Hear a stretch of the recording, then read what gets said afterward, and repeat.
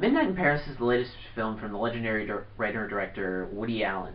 It stars Owen Wilson, Rachel McAdams, Marion Cotillard, God, I'm mispronouncing, Kathy Bates, and Carla Bruni.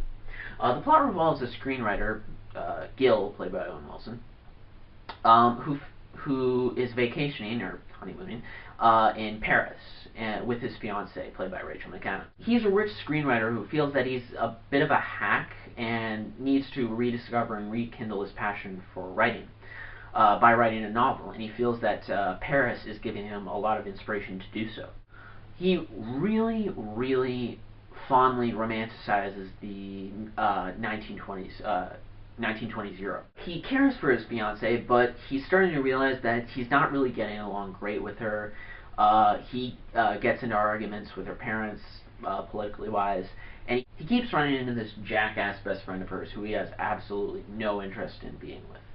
So eventually he decides to, sort of blow him off and go for a midnight stroll in Paris.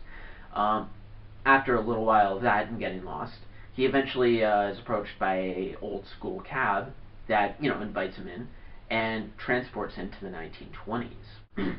For me, Woody Allen is a great director when he's on his game, but when he's not, he's really, really bad. Every now and then he'll make a bad film, every now and then he'll make a good film, every now and then he'll make a great film, and very rarely he'll make a classic. I am not going to waste any time. This film is terrific. This is probably the best Allen film made within the past decade, or 12 years or something like that. It's very well acted, it's very well directed, it's very well written, and it's very well shot. The first 3 minutes of this film is just shots of Paris. And I've never been to France myself, but this really makes me want to go there. This is probably the best Owen Wilson role I think I've ever seen him in. I mean, I kind of went into this movie expecting to see the other guy from the Wedding Crashers, and instead I saw him playing a character, and he was doing a very good job. Rachel McAdams is fantastic in her role as Gil's fiance, who just keeps on giving him shit throughout this movie. She's a very snobbish character, but she's wealthy, and that's how she was raised.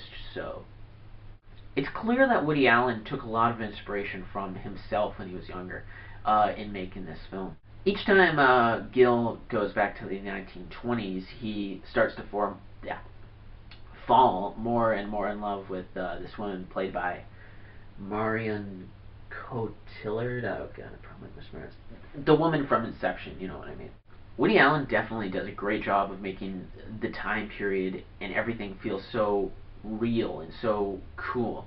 Basically, Gil's going back to this time and meeting all these famous people of art, Picasso, Ernest Hemingway, Salvador Dali, and he makes them feel so real and so cool, like they're cool people to be around. And you really, really feel good for Gil as he's seeing this, because he's meeting his heroes, and it really just it's really a good feeling. It's sort of like if I were to go to America and meet Tim Burton and Christopher Nolan and Martin Scorsese. Now, one of the big messages Allen is trying to get across here is the idea of romanticizing a past or nostalgia. It's no doubt that you've all heard the term the good old days, not the shitty old days of the I could sort of take it or leave it, it was okay days. Doesn't really roll off the tongue, but you know what I mean. People always romanticize the past and make it out to be better than it really was. And although Allen doesn't come right out and say, no, it wasn't good or it was bad in any way, he says that it's better to enjoy the time you have rather than living in a nostalgic wonderland. It's better to enjoy the time that you have. There is no way to go back into the past, so just enjoy what you have here, because it's not going to be around forever. In case you couldn't tell, I just love the hell out of this movie. It is my favorite movie of the year so far. Not the best, but my favorite. And we've had a lot of good movies this year. The final verdict for Midnight in Paris is a 9.5. I highly recommend that you see it if you can. Thanks.